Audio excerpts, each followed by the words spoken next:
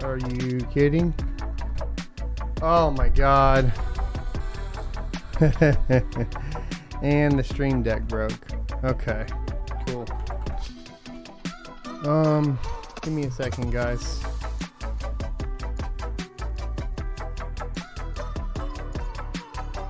There we go.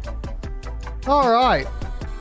Let's get the music done and there we go. So apologies for the technical difficulties. Of course, it does appear that moving, from location to location is causing some issues with getting everything set up. Plus today I just got in, so I was just getting everything configured, updated, and so on. And there was an update for Windows 11. There was an update for the audio drivers, or video drivers, update for OBS. And after all that, it changed all of my audio settings. But regardless, we're here. We're good to go. We're streaming from the mining farm tonight. So, yay. I would usually be over at my parents' place, but they are all sick. So, this is where we're at right now. Today, we're going to be talking about Kaspa. Obviously, that's the big one. And essentially going over the 2% proposal. There are some other things that we will be covering regarding Kaspa here coming up soon. Hopefully get to sit down, with some people from the dev team, etc., and get you guys some more information surrounding just the project as a whole, some interview stuff and so on.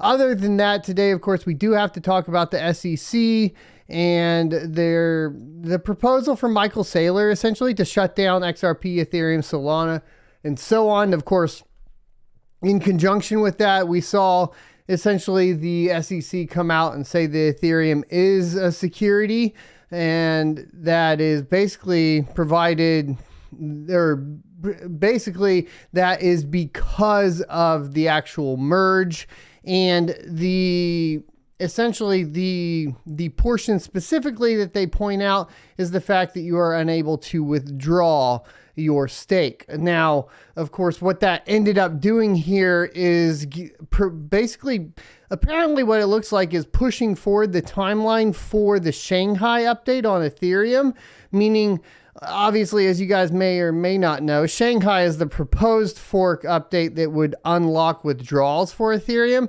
And I think that due to, of course, the kind of this proposal that Ethereum is a security based on the fact that you can't withdraw and so on, that timeline is getting pushed up, which is kind of interesting. Other than that, too, nearly all cryptocurrencies are to be regulated as securities. And that is, of course, coming from CEO of NYSE's parent company. And cryptocurrency bill will mitigate risk for Web3 investments. It can pass. Now, all of this stuff together is kind of coming on the tail end of course, the FTX scandal, which is not even fully resolved at this point. More and more comes out every day, including the Block CEO has now resigned due to failure to disclose loans from SBF, specifically even personal loans to buy a house, which is insane, how that went through and didn't even get caught until now. A lot of this stuff is happening. What it appears to be, tinfoil hat, throw it on. It's at the very least an excuse for regulation surrounding cryptocurrency. And like I've said before, it should be utilized to basically condemn and remove centralized entities from cryptocurrency, but it's being utilized to attack the decentralized entities within cryptocurrency. So kind of, the aim for the regulation, the anger that is spurred on by the actions of a centralized entity is being targeted towards the decentralized portions of crypto, which obviously is not the direction we want to see it going. We have lots of announcements too today. We have smart contracts or Solidity smart contracts coming to Zilica, as well as MetaMask official support for Zilica. We have new releases from LOL Miner, as well as G Miner and BZ Miner. And then we'll talk about, of course, the coins to mine, etc. at the end of the show. But before we get into it, let's hear a word from today's sponsor. Due to the crypto market correction, GPU prices are going down. It's a great opportunity to expand, which is why Octominer is having a sale. They manufacture the best mining rigs in the industry and supply rigs to some of the largest GPU mining farms around the world. On average, they manufacture 2,000 to 4,000 rigs per month, and currently around 2% of the total Ethereum net hash rate is running in Octominer rigs. They are also an official AMD blockchain partner. Starting July 25th and going through July 29th, use the code OCTO10-072922 on checkout to get 10% off your entire order on their website. Please reach out to them at support@octominer.com for any questions.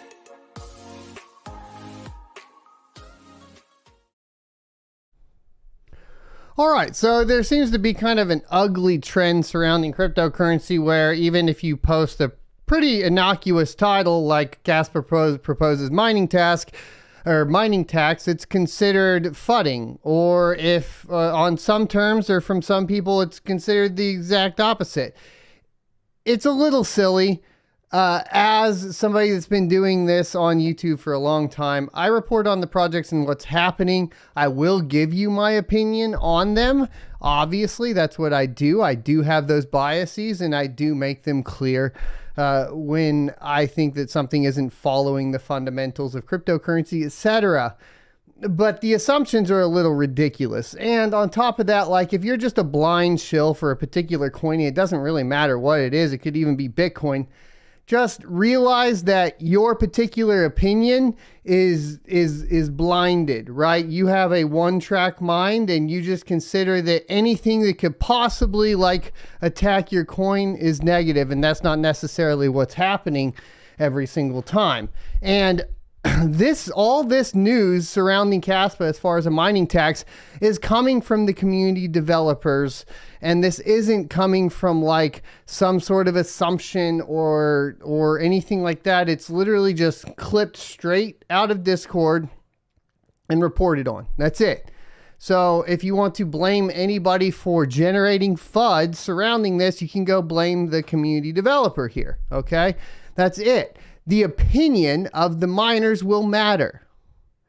And for anybody that is supporting Kaspa that is not specifically mining Kaspa, right, you need to take into consideration the fact that the miner's opinion will matter. In addition to that, like I've been talking about on Twitter, which is important too, what we have to see specifically with newer coins is a scaling of demand for the crypto and the amount of hash power. If the hash power goes up too high, you add undue selling pressure to the coin, which can drive the price lower. So if you really want both of those, the demand for the coin to grow with the amount of hash rate on there.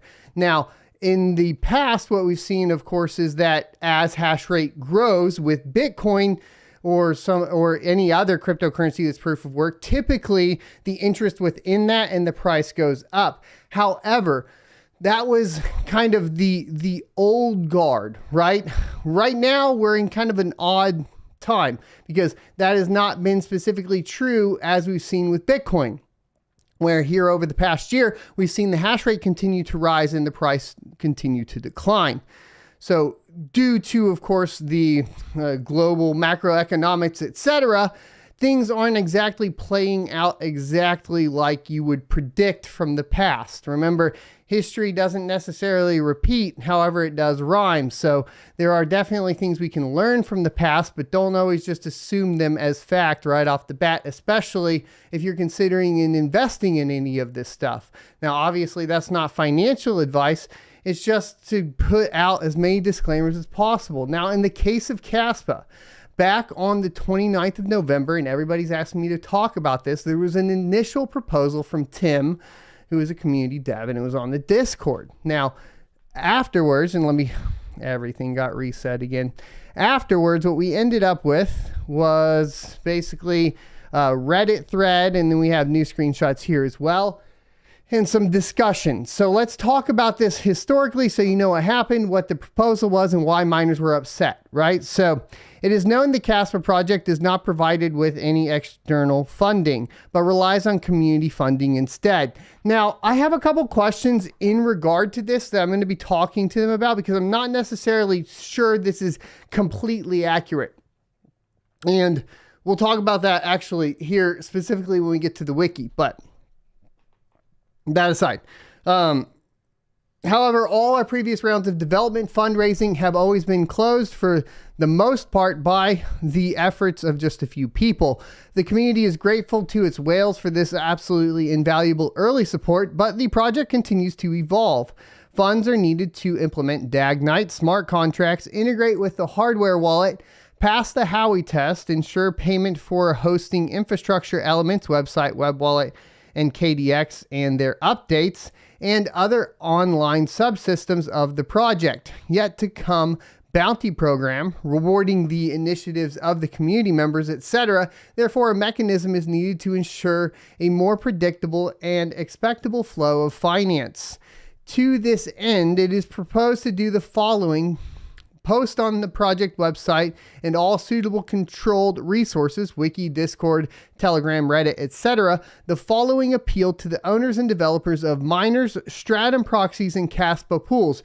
Remember, you essentially have like different sets of developers, right? So you're going to have like the core developers, the people that are developing the chain, in this case, Yonatan, M. Sutton, that sort of thing. And then you're going to have the developers that are working on the mining pools themselves, the miners themselves, like Team Red Miner or whatever it may be, the mining pools. And so what is happening here is it's a proposal to the developers of the software, the mining pools, and so on in this case. It goes on to say, in order to ensure the reliable development of the project, the community asks all asks all existing and from now on new pools, developers, and or owners to add 2% deductions to the Caspa public fund in addition to those fees that already exist in their software in favor of their owners and developers. Developers of the Stratum Caspa proxies are asked to add the same 2% fee. Developers of miners capable of working in the middle or in the mode of direct connection to the node, able to mine solo in the node's native mode, to add the same 2% fee. So as you guys know, remember, we were petitioning a bunch of people to work on proxies early on because essentially the communication between some miners, specifically LOL miner very early on, couldn't communicate with the node directly. That's why BZ miner is so popular with Caspa, is because you had that direct node connection. So the implementation here is basically appealing to the developers of the proxies themselves to add in a fee, right? And that would...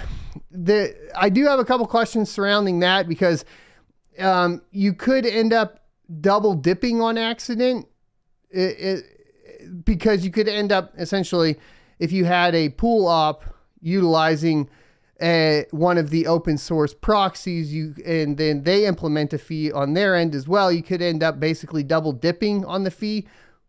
I'm sure the developers would get that figured out. It's just something to point out that could end up being kind of odd. Especially because you could triple dip in theory because they're proposing that the miner would add it as well.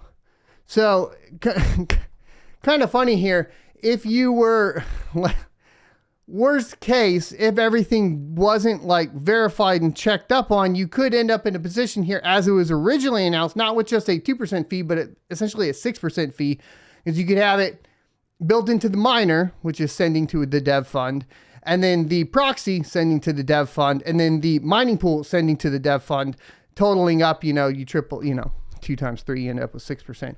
It could have, not that necessarily that would have always happened. Like, it's just that could have been a possibility. We could still see this happen.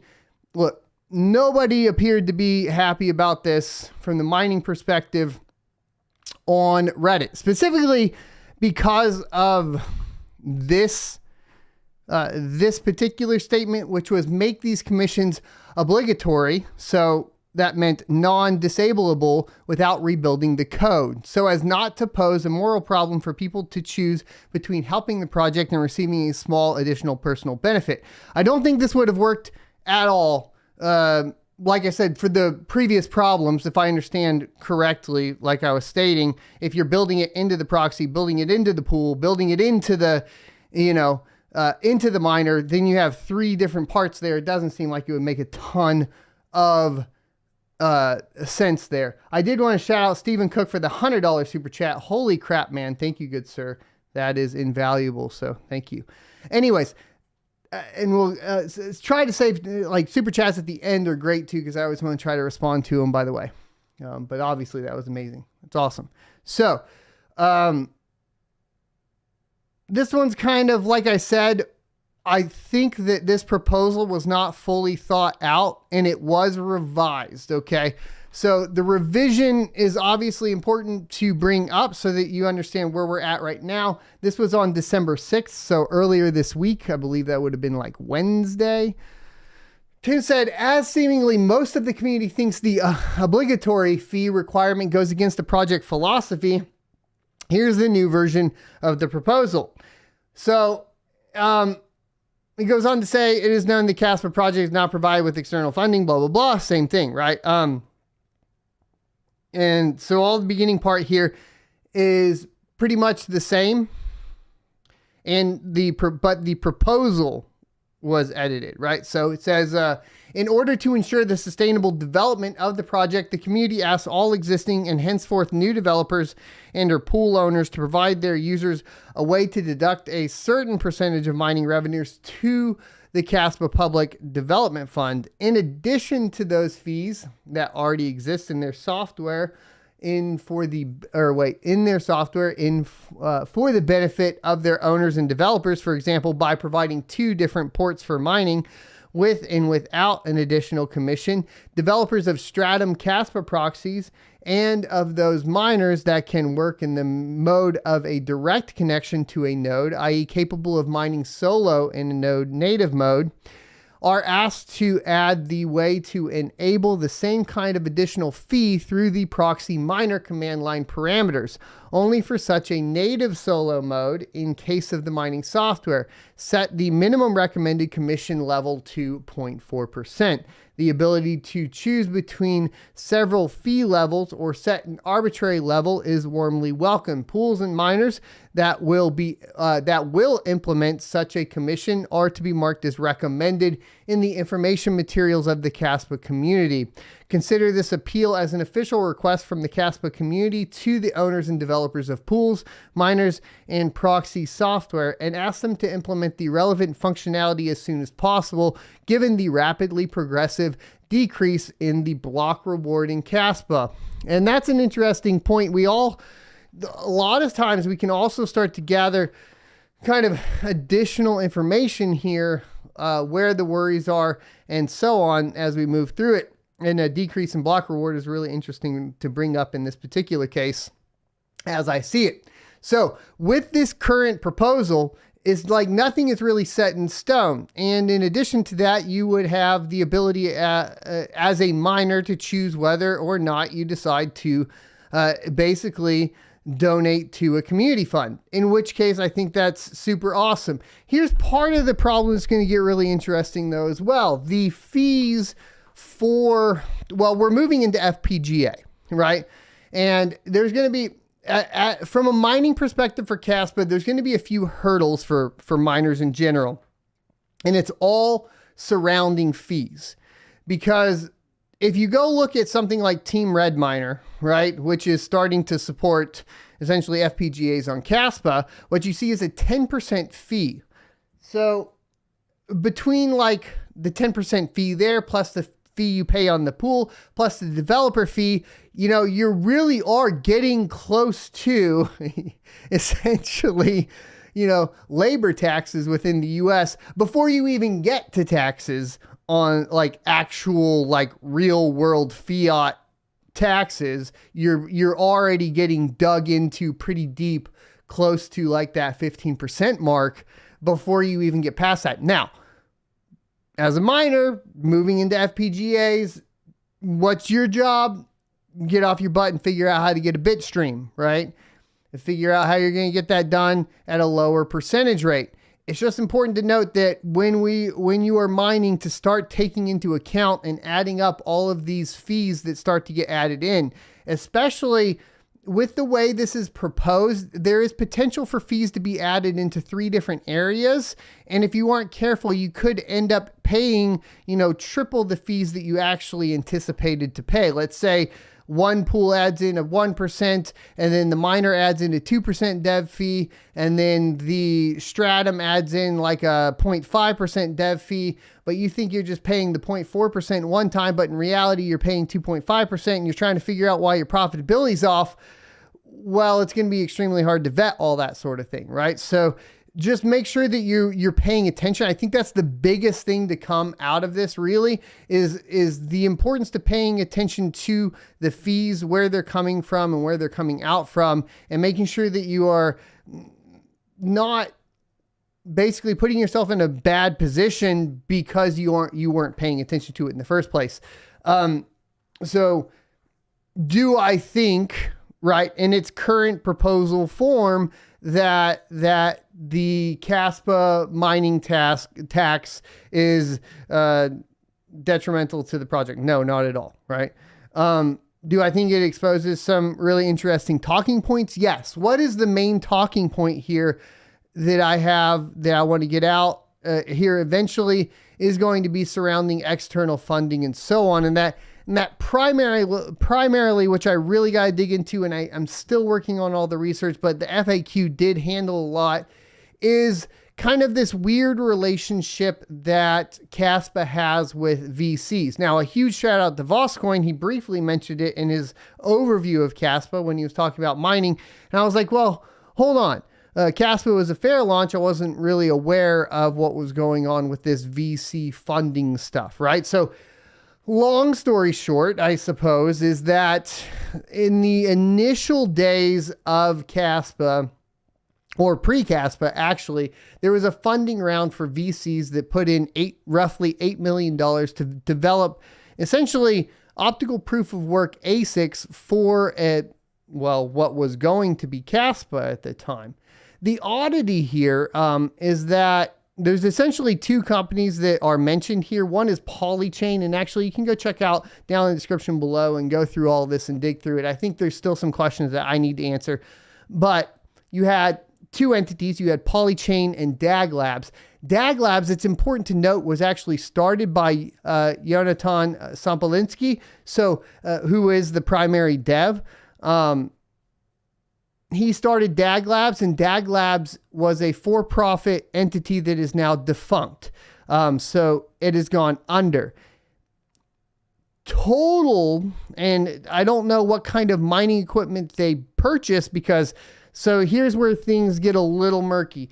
Mining equipment was purchased, but it wasn't developed, right? So you weren't talking about optical proof of work, but then that mining, and this is where I got confused. I was like, well, where did the eight? So first of all, where did the 8 million go, right? Because that's not entirely clear where the 8 million went, other than into mining hardware, which I'm not too clear on. And then the total amount, which I had a question on, that is dispersed or was dispersed between DAG Labs and Polychain was 850 million. Which does come out to, like 5 million or something like that, depending on the day or whatever, and the price of Caspa at the time. So you still have like a 3 million deficit there, which makes sense if you're buying mining equipment and then mining, and that's what's going on. I kind of get it. But if you look at the rich list, there's also not like just a single wallet with 850 million in there. So it's hard to really decide on like where that 850 million Caspa went. There's a lot of questions surrounding it and how this kind of works. Now, of course, I did want to point out that I don't think this is a solid answer where it says if you think Polychain support is weird or even suspicious, then you probably hadn't had the chance to engage with crypto VCs. Yeah, no, we haven't. So I guess it would be your job to explain why that's normal, right? It's not on my, it's like, the statement sounds like a trust me bro. And that's not a good, it's not really a good enough answer, for me. Like, trust me bro, I'm richer and cooler than you, and I hang out with VCs and you just don't know what you're talking about. So just accept it. Like, when there's 850 million and another $8 million investment that's floating around out there somewhere, and the lead dev of the project has basically a failed for-profit entity that was somehow tied to it through a mining deal, and there's going to be questions, and I think a better explanation than trust me bro is warranted here. Okay. Stephen Cook coming in with another $100. Holy crap, man. Thank you, good sir. And I do want to say, he says, from another Texan, we stand together, everyone here.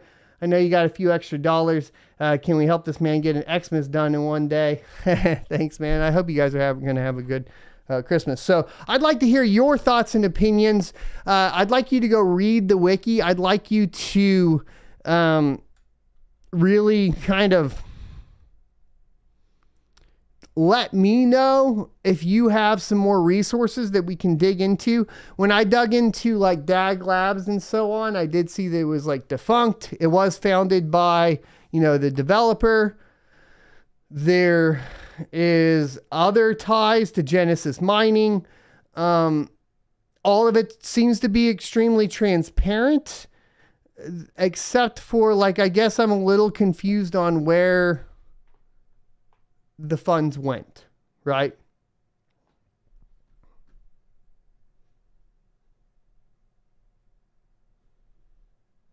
And I am going to create a poll here, if I can. Start a poll. I'm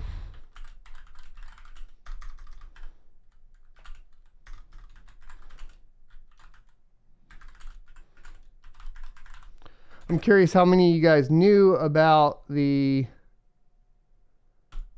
Caspa VC funding. So there you go. As far as that is concerned. Now, 800, let's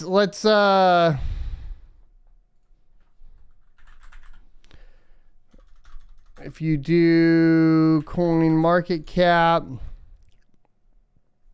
well, it's about 2%. I think it's about 2% now. Is that right? Total.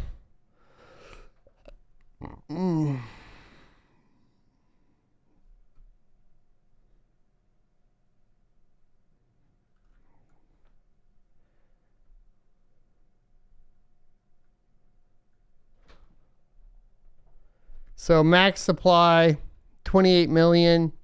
Total supply right now, circulating supply, 15 million.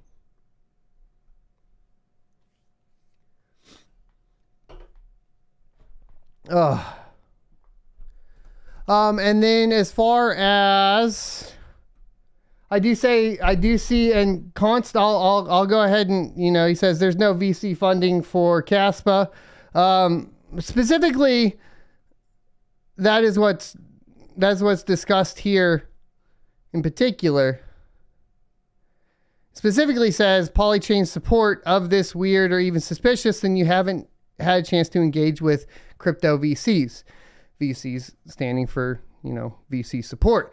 That being said, it does appear that the VCs were investing in, like we stated, DAG Labs, right? There's a private for-profit entity for mining that was then using that to purchase mining equipment to then mine Kaspa.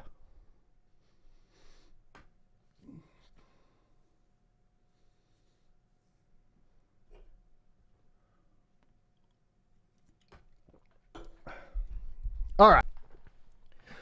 And then, there is a good QA linked down below if you guys want to go into it more.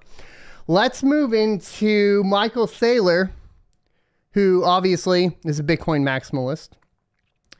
And his statement that the SEC should shut down XRP, Ethereum, Solana, and other altcoins for being unregistered securities.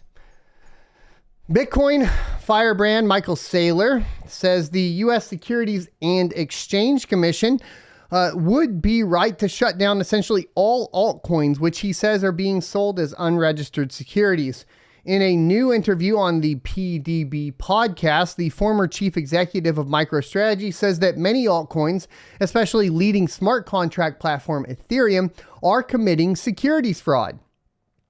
Other altcoins he names include ETH rival Solana and XRP, the crypto asset used to operate Ripple Labs' payment platform.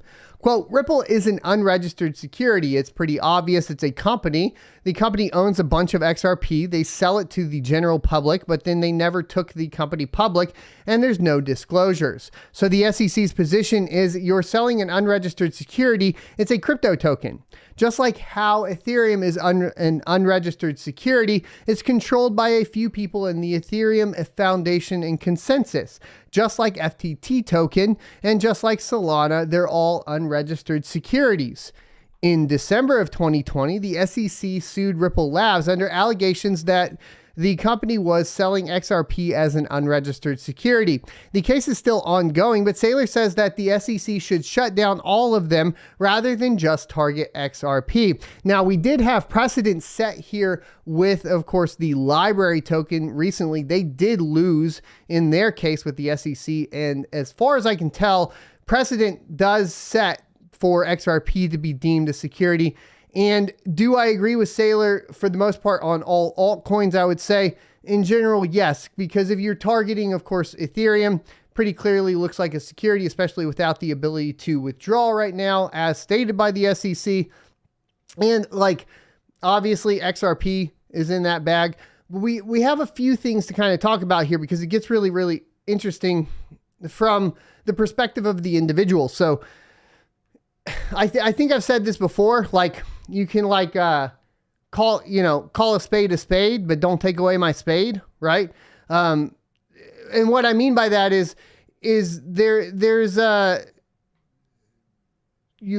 we should still be, as a public, allowed to participate within, the trading and the participation with any of these if we deem so for our own personal either gain or loss or whatever, right? We don't necessarily, I'm not for like over regulation, I suppose is what I mean by that.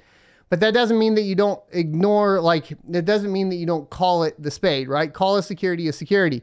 And then from there, we could discuss, whether or not or by how much it should be regulated by each individual government. Where things get really interesting is something like Ripple or XRP. And the reason I think XRP is a really interesting case primarily is because it is obviously an entity for cross-border payments for the banking system. It does target the banking system to a certain extent. And this is where I think coming up here in the near future, we're going to have some really interesting plays. I've said this before. I'm going to say it again because I think like driving this home is going to be really, really interesting.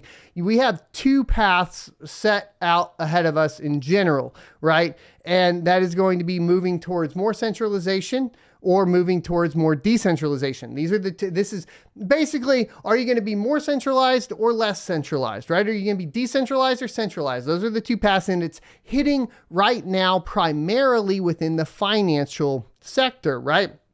So we talked about this before, right? The digital transformation, right?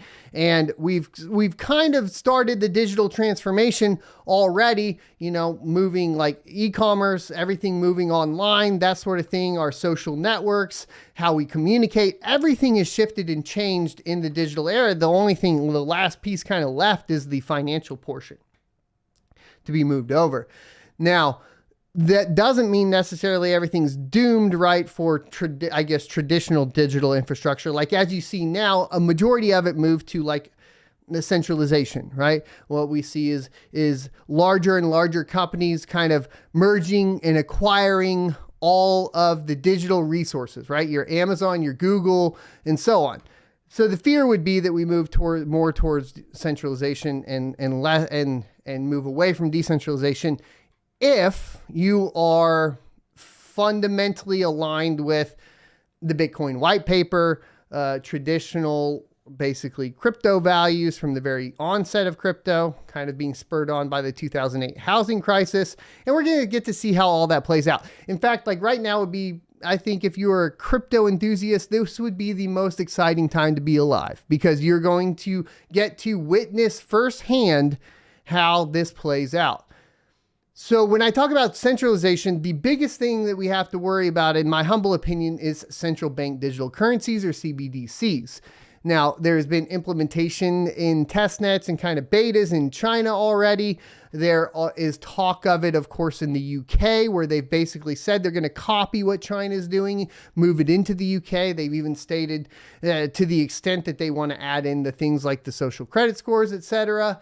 We'll see how much of that actually gets through and all of the details on that. In the US, we're starting with something called FedNow, which is already in testnet. They're looking at June of 2023 for deploying that, which will be a payment system, not a full-on CBDC, but one step closer. And what that does is centralize, that centralizes the digital, kind of the power of the finances, right? Digital finance under nation states.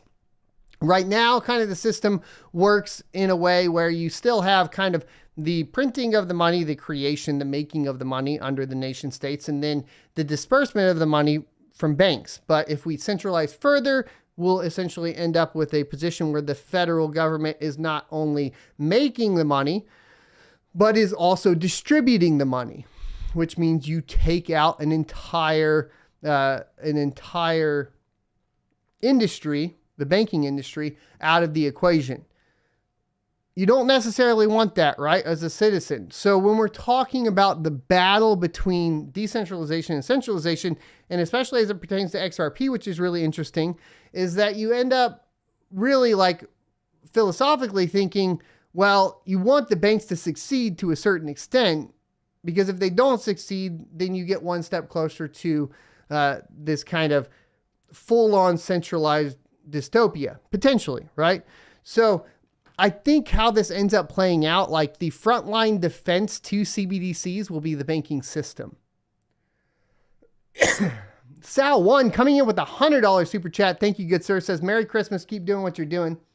I am having fun. I do enjoy doing this. Thank you so much for that. You guys have made up all of the money. I've made more money on YouTube tonight than anywhere else today. So thank you, good sirs and gentlemen. All right. So I hope that explains sort of, and I'm kind of getting a dry throat. I wish I had some more water. I hope that explains why I think in the direction that I think when it comes to XRP. And so I suppose I should state that explicitly, right? The case against the SEC, or the case with the SEC and XRP is an important one, basically due to the fact that we are worried about how banks integrate into the digital world, right?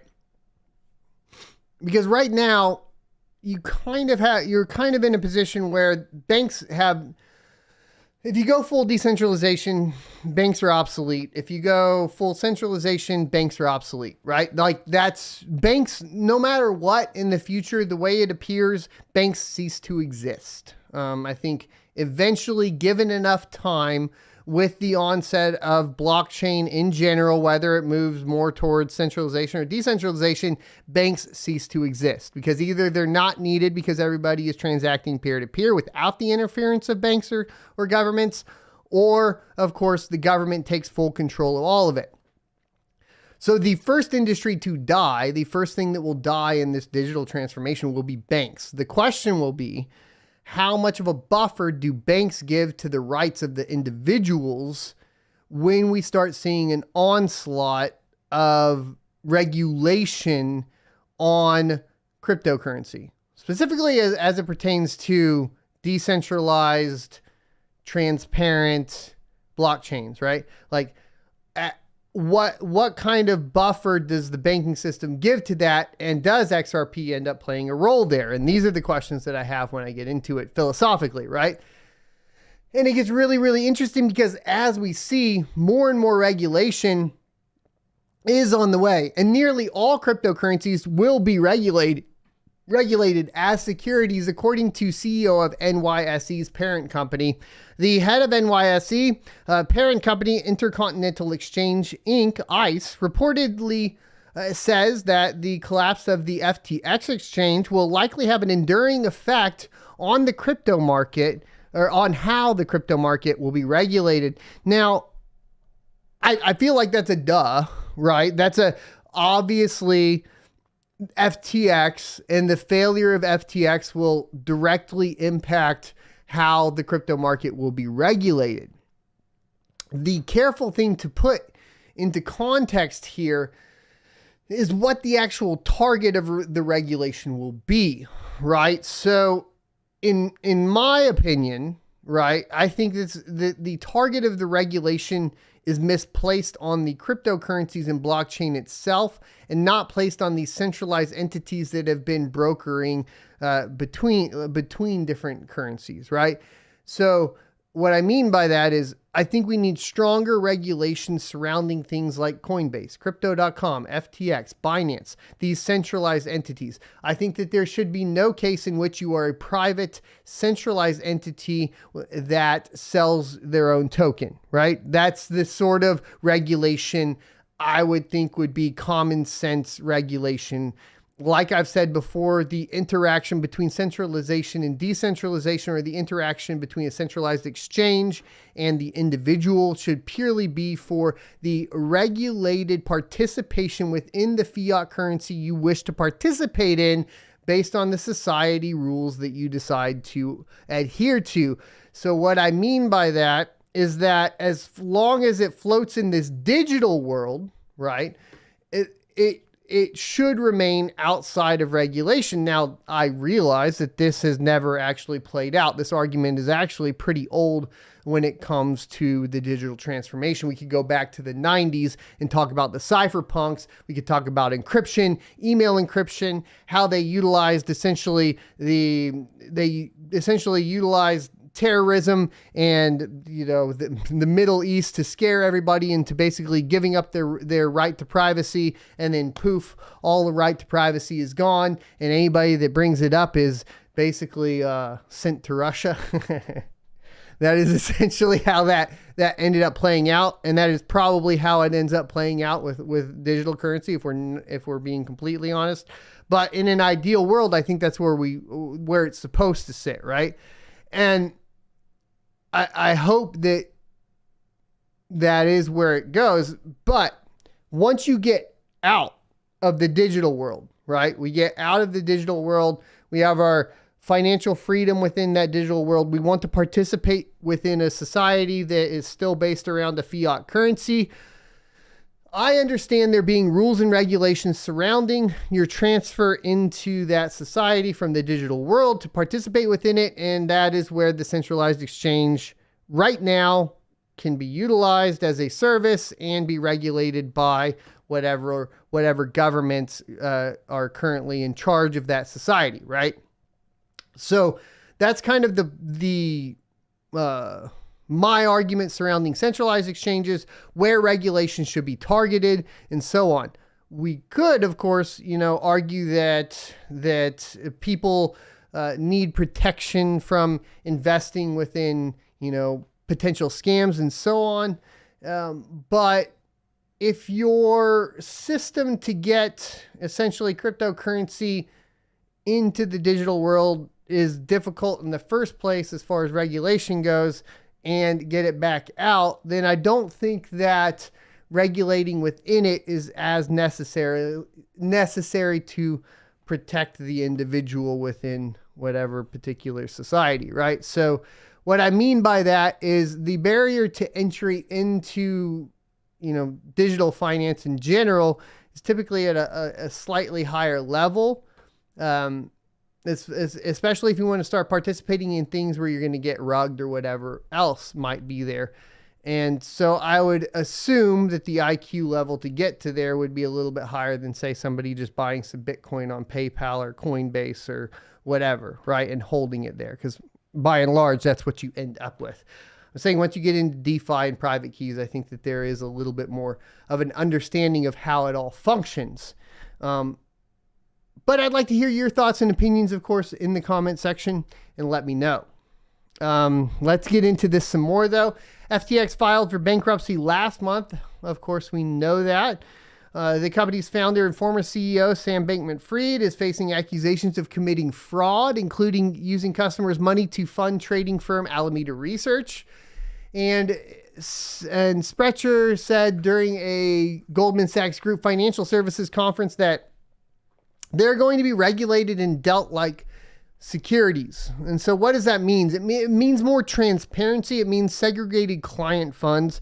The role of the broker as a broker-dealer will be overseeing the exchanges and will be separated from the brokers. The settlement and clearing will be separated from the exchanges. Sprecher says creating new laws to oversee crypto trading is not necessary. The laws already exist, and I think they're just going to be implemented more strongly. Now, do I agree with him that the laws already exist?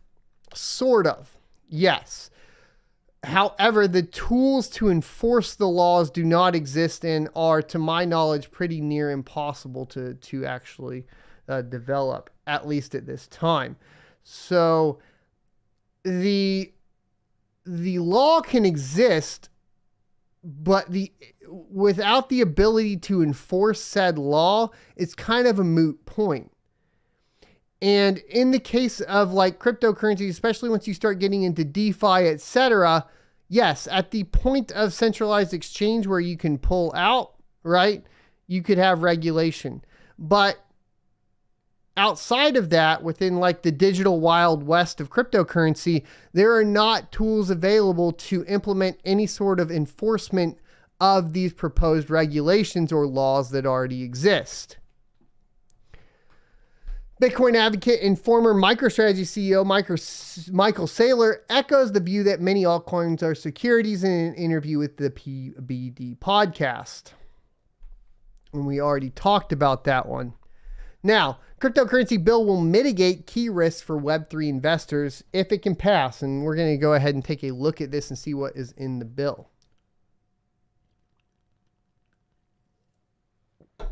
Brandon has a good quote. He says, "That's why he never pulls out, my friends." So what happened? Bipartisan crypto legislation titled the Responsible Financial Innovation Act was introduced Tuesday by Cynthia Loomis from the Senate Banking Committee and Kirsten Gillibrand from the Senate Agricultural Committee. The bill addresses many thorny issues with regards to cryptocurrency regulations, such as delineations between CFTC and SEC jurisdictions. I want you to note something here that's really funny. It's coming from the Senate Agriculture Committee.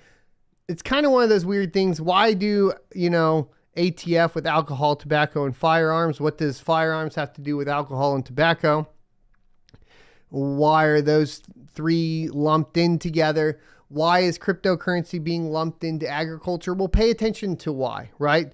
I would like you to, just for fun, you can throw on a tinfoil hat if you want, but go see what's happening, with the Dutch. Go see what's happening with farmland in general, even stateside, and pay attention to what's going on. Like here in Texas, for example, we have essentially an initiative where ranchers are buying or basically selling direct to public their products via Bitcoin. And that is a big industry that could move over to a more decentralized form of payment. And if you talk about the adoption and those two kind of going hand in hand, some of this starts to make a little bit more sense, is all I'm saying, right? Because where's the threat? It's kind of like the reason why it's a lot more difficult to go out and buy like unpasteurized raw milk.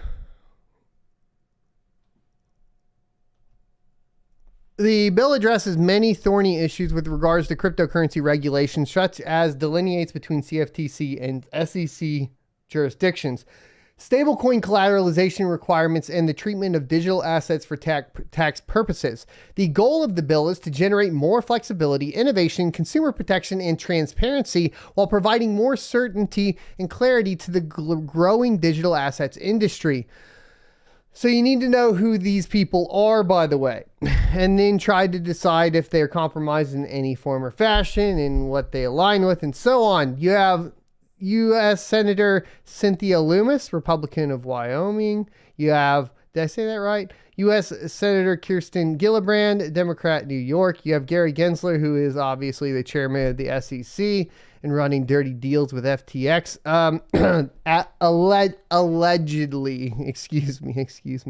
Allegedly, allegedly.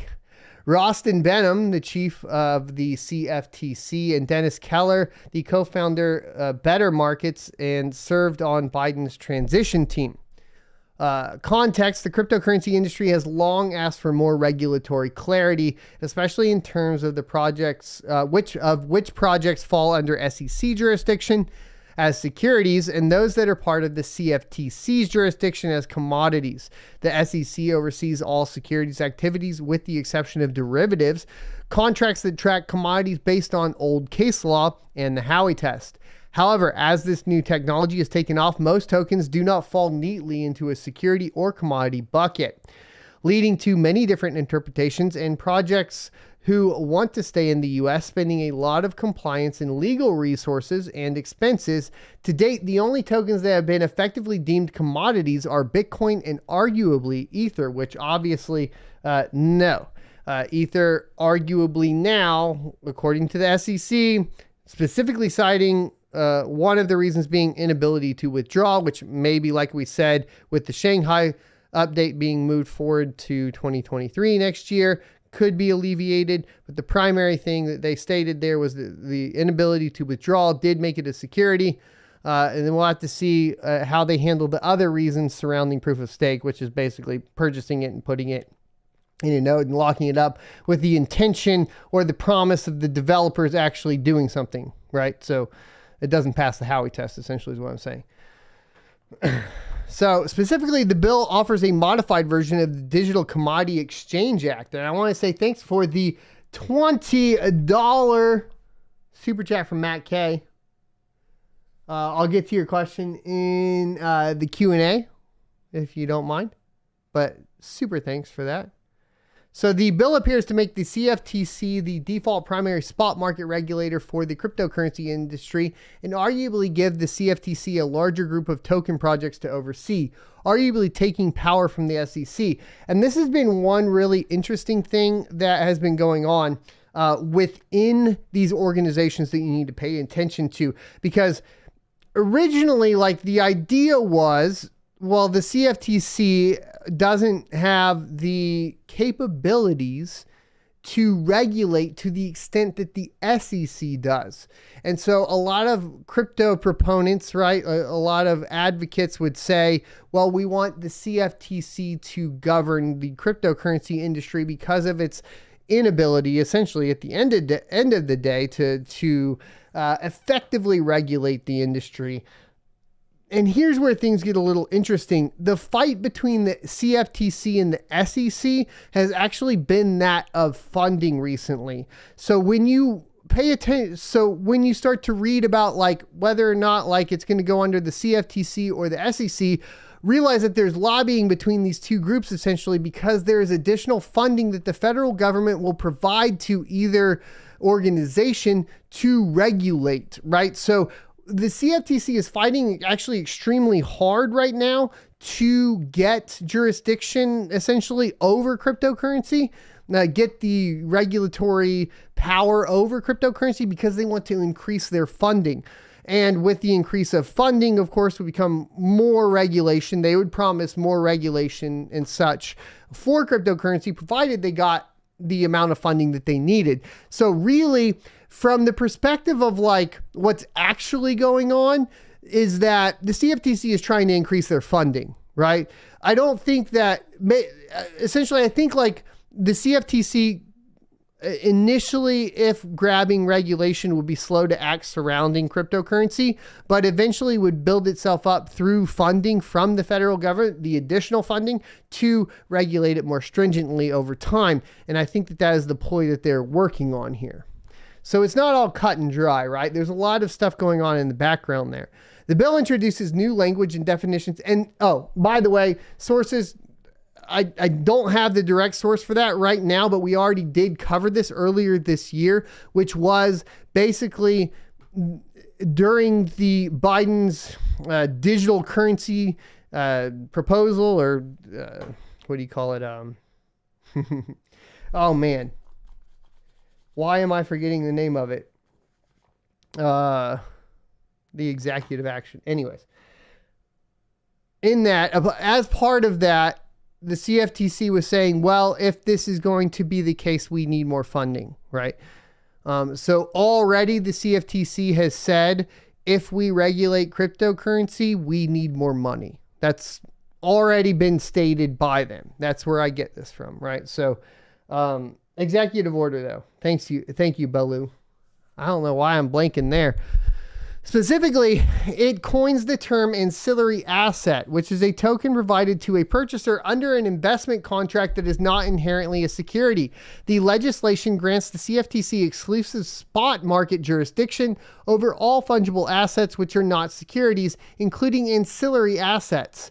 The presumption that an ancillary asset is a commodity can be appealed in court. The bill is the latest of many prior efforts that have been offered into Congress to address some of these regulatory gaps and challenges in the cryptocurrency industry. None have passed so far due to a variety of factors stemming from legitimate debate, procedural grounds, and congressional intractability across a wider range of issues beyond cryptocurrency. So the bill appears to have more momentum than prior congressional efforts at crypto regulation. Not only is it bipartisan,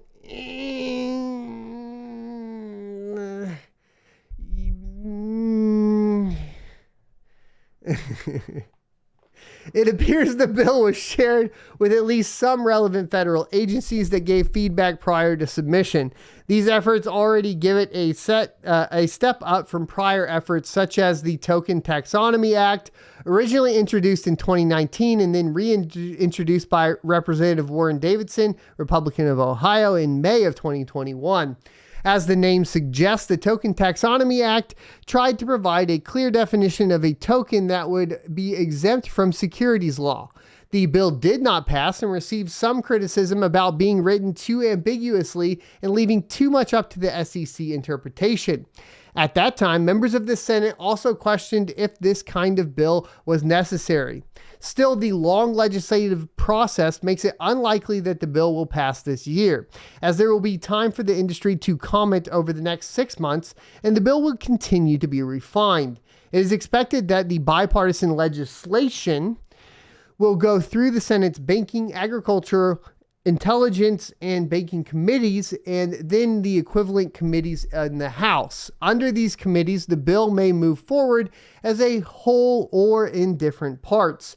Additionally, Biden's executive order on March 9th of 2022 asked various regulatory agencies to investigate and submit reports on a similar list of topics included in the bill. The order required within 180 days of the Secretary of the Treasury, in consultation with other agencies, to submit a report on the future of money and payment systems. Those reports will likely be submitted by September of 2022. Many people on the Hill will likely be interested in seeing the results of the executive order studies before revising or moving the bill forward. The industry has been widely supportive of the bill. This bill sets a framework for how tokens should be treated for regulatory compliance purposes. As a result, this will give projects under clear guidance, promote business formation in the U.S., and ultimately result in fewer surprise enforcement cases. The next steps are to promote the principle laid forward by the Congress, by the broader Congress, says Michelle Bond, CEO of Atom. But others have started to voice concerns focusing on the CFTC's capability to administer its growing powers.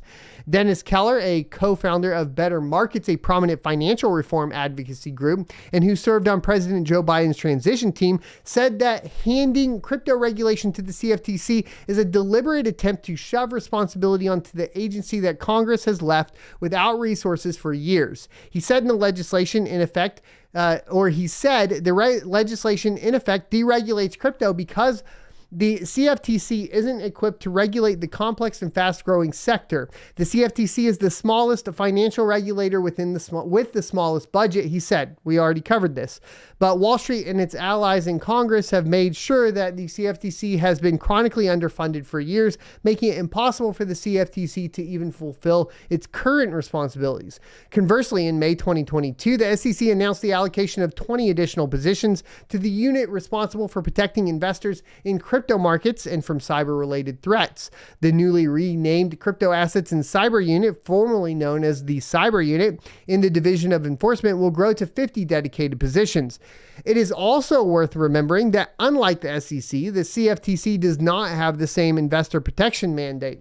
Investor protection remains a big focus for the Biden administration and a growing concern in the industry after the Luna crash a few weeks ago. Even a truncated version of this bill should have a positive impact on the industry's ability to grow.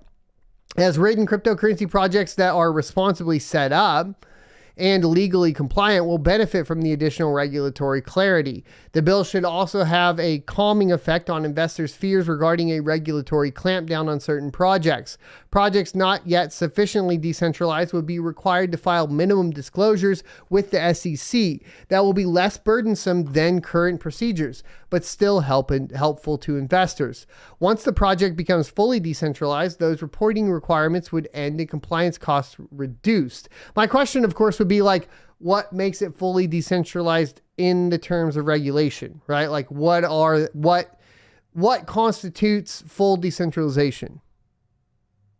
That is, I'm extremely curious as to what that would be. This would also allow cryptocurrency exchanges to feel more comfortable with listing projects where cryptocurrency associated has real utility.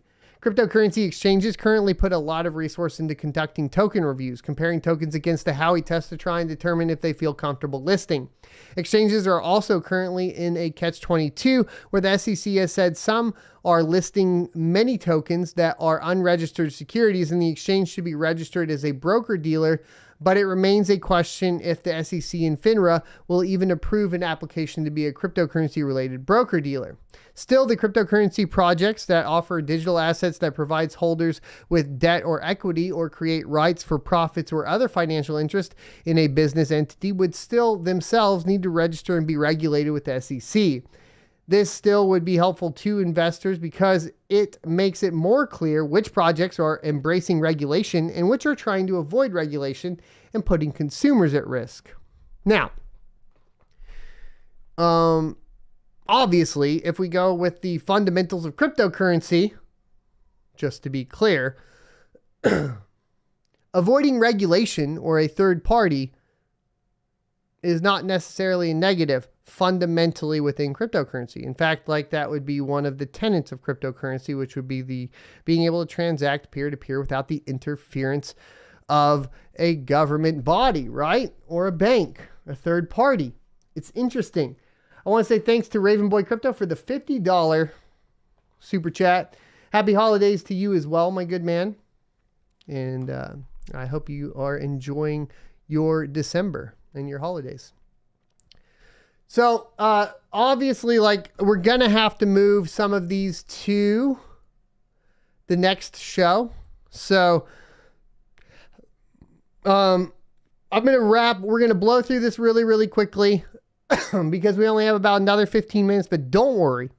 At the top of the chat, there's a little clicky for the after party stream that will be at 10:30 p.m. over on Rumble and Locals.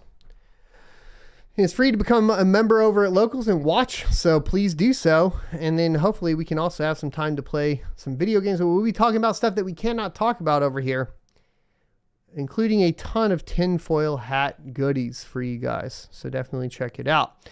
As far as the rest of this show goes, though, we do have to cover some things. Deploying and running Solidity smart contracts on Zilica is now available. This is going to be obviously important for Solidity developers looking for a proof of work entity to develop on, right? It's interesting. Definitely should check it out. You can connect your MetaMask as well with these settings that are in the article linked down below. Now, this is examples for the testnet, and I believe mainnet is on here as well, or are they still in testnet all the way? Let's check. So it's coming to Zilica. Yeah, so right now, the EVM testnet is up, but the main is not. So you can participate within the testnet. You can get a public faucet, start messing around. If you're a Solidity developer and you want to start messing around and you want to deploy via EVM, there's all of that stuff to mess with. I think, obviously, like, just this news alone did look extremely bullish on Twitter as far as, like, tons of people are super excited about it. Not to the extent that people were super excited about, the transaction per second on the Rust rewrite for Kaspa. There we go. But, as far as the most bullish news for the week, as far as driving interaction on Twitter goes, this seemed to drive the most interaction this week so far that I could tell within our proof of work kind of scene. So it's definitely something to take a look at. And then if it's something that you're already working on, I think that's important too. A few other announcements as well. LLL Miner version 1.64 is out. The improved Kaspa only mining performance, and the speed is about 8 to 8.5% on Pascal GPUs, 4 to 5% increase on Turing GPUs and Ampere GPUs, and 3 to 4% increase on AMD Navi and Big Navi GPUs. They added some other additional options that you can set, so definitely go check all of those out. They added a new parameter for no overclock reset to turn off the reset of overclock settings when ending the miner. And on Windows, they added a beta graphical user face graphical user interface, which is awesome, to generate overclock settings and strings for batch files for the miner. So if you're already on Windows and you're wanting a GUI, which if you're on Windows, I assume you're a GUI. Obviously you're going to want that, so definitely check it out. Some fixes: they fixed a bug with ETH v1 nice hash stratum mode that may cause the worker name to be appended twice when it is given by the user. So there you go. Another release, actually just 14 hours ago, is Gminer version 3.16, and they apparently have now improved the performance on Kaspa. So we know that LOL miner is currently the fastest. All the reports that I'm seeing so far, previous to that, BZ miner was the fastest. I should say most efficient, not fastest necessarily. And then of course we have, but we now have new miners to test with Gminer. I'm going to presume that it probably isn't as fast as LOL miner, but I don't know yet because I haven't tested. And then BZ miner did get an update as well. So, which was 2 days ago, and I haven't I haven't tested any of this. So last I heard LOL miner was faster, right? But now we have 2 new releases. We have improvements for speed on Kaspa for Gminer and improvements on speed for BZ miner for Kaspa as well. So across the board, the big focus from the mining scene is Kaspa, right? And that's important to note. What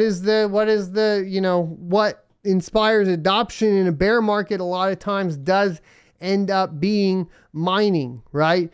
Like you see the ETH kind of surgence in 2014, something along those lines.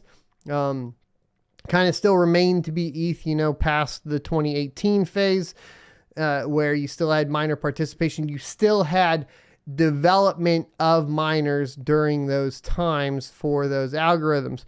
So it's a really, I think in my opinion, from the Kaspa perspective, it's pretty bullish as far as the project goes, to see the push be right now focused on Kaspa, right? We're not getting really focuses on any other coin. By relation for dual mining, sure, right? You're getting improved Ergo plus Kaspa hash rate, but you're not getting improved Ergo hash rate, right? You're not getting, which is interesting, right? You're not getting improved Ethereum ETC hash, right? You're not getting improved Flux hash rates nearly across the board. Like the main one appears to be Kaspa. Now, of course, that's probably because it is a newer algorithm. There's a lot more to tweak out there. Some stuff like suggestions, as far as from a GPU perspective for a lot of these miners, though, in my humble opinion, it's probably worth taking a look at some GPU only mineable coins like Flux, right? Get performance improvements on that, Ergo, GPU performance on that. Now, Ergo's a special case too, because there are some private bit streams that are moving over to FPGA apparently as well. So a lot of this is going to get really, really interesting, especially because these FPGAs are now, even on the cheaper side, are coming with 8 gigabytes of HBM2. We already know that they're kind of cracked for ETH. And by cracked, I mean the Call of Duty Twitch streamer cracked for ETH.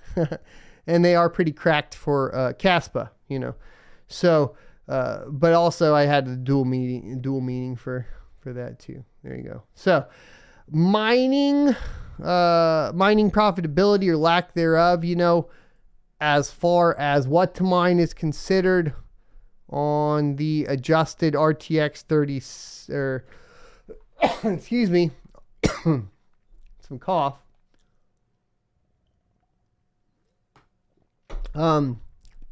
Adjusted hash rates for everything.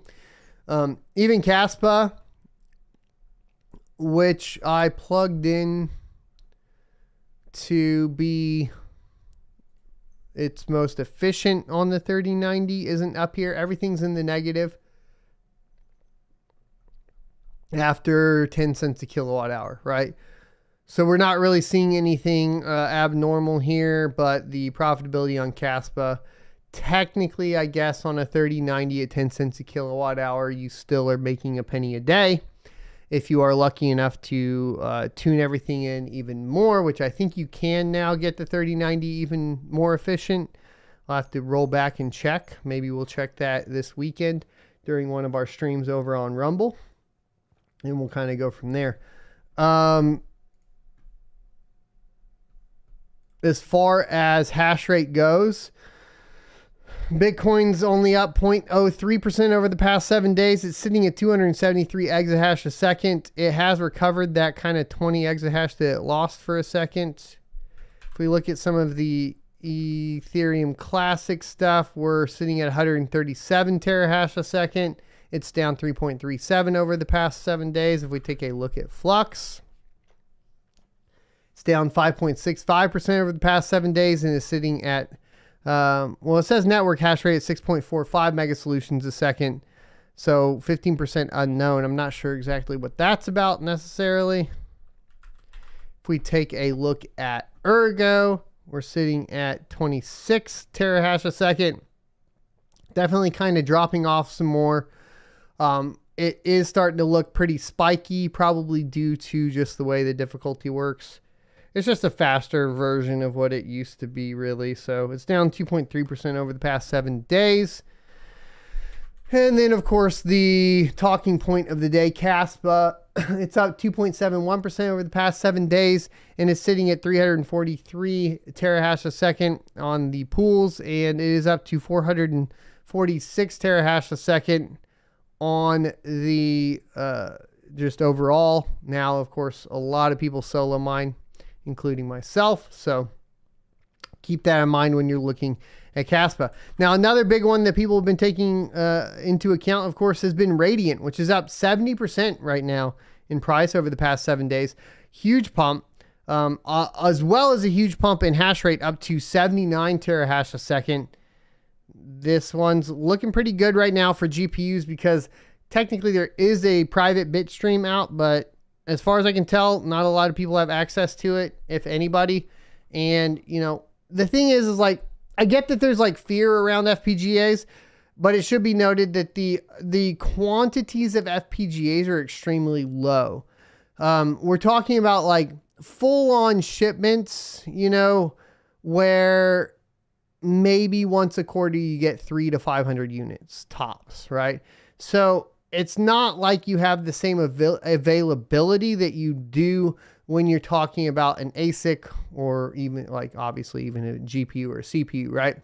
So yes, there is an advantage for people that have FPGAs, but they aren't as they don't affect the network quite as heavily as I think people assume they do, right?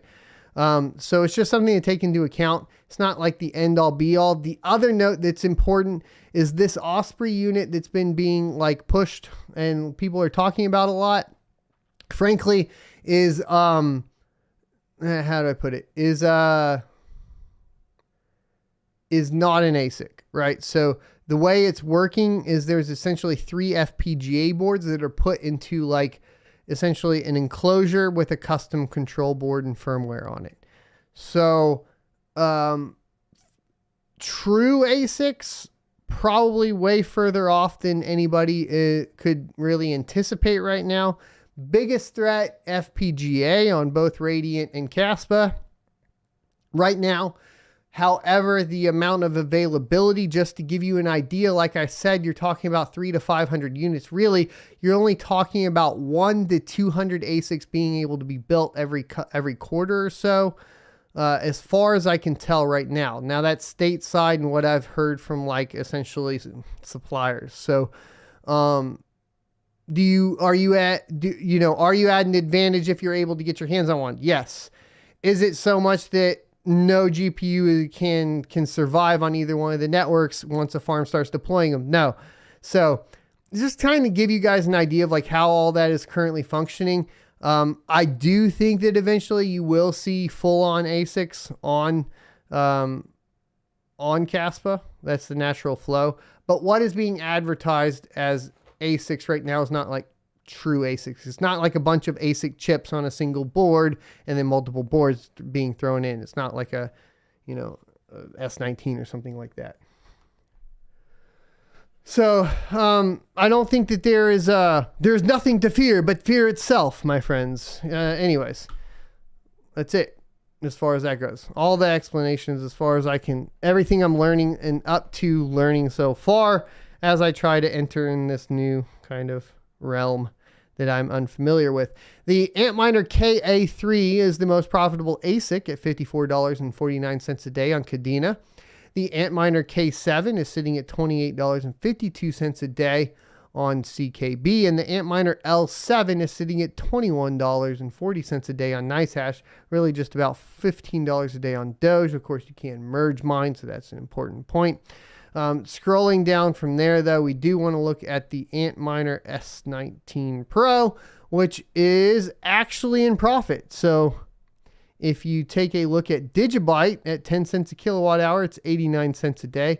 And it's even profitable to a certain extent, it looks like, on NiceHash for SHA-256 too. So this is the first time in the past couple weeks that we have had a profitable S19 Pro. So bullish. There you go. Mining is bullish right now.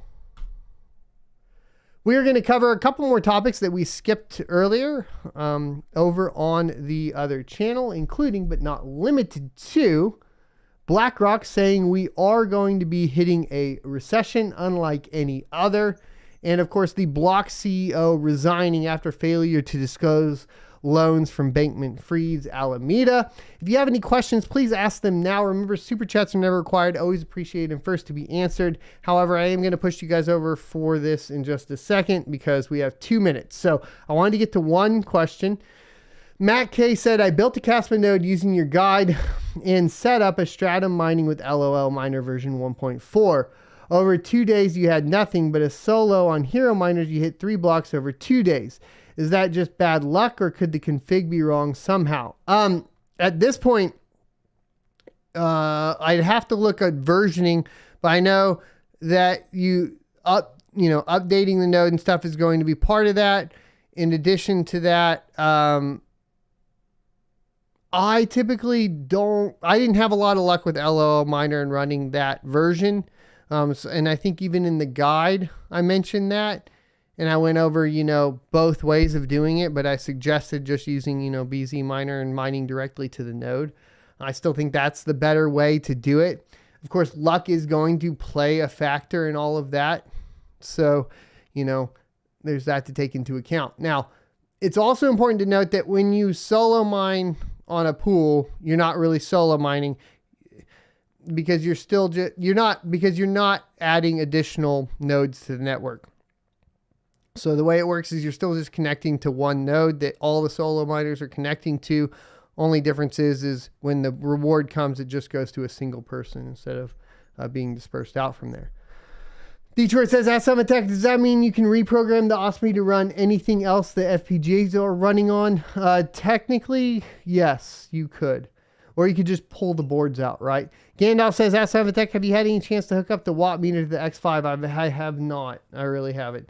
All right, boys, we're going to move on over to locals right now, as well as, of course, the Rumble page for the after show where we can talk crap about the government. JK, we would never do that. Don't shadow ban me, YouTube. Remember, be the notification. Share this stream out with everybody. That sort of thing.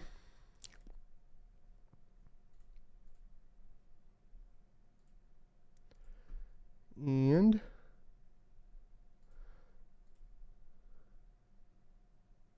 we're going. And just like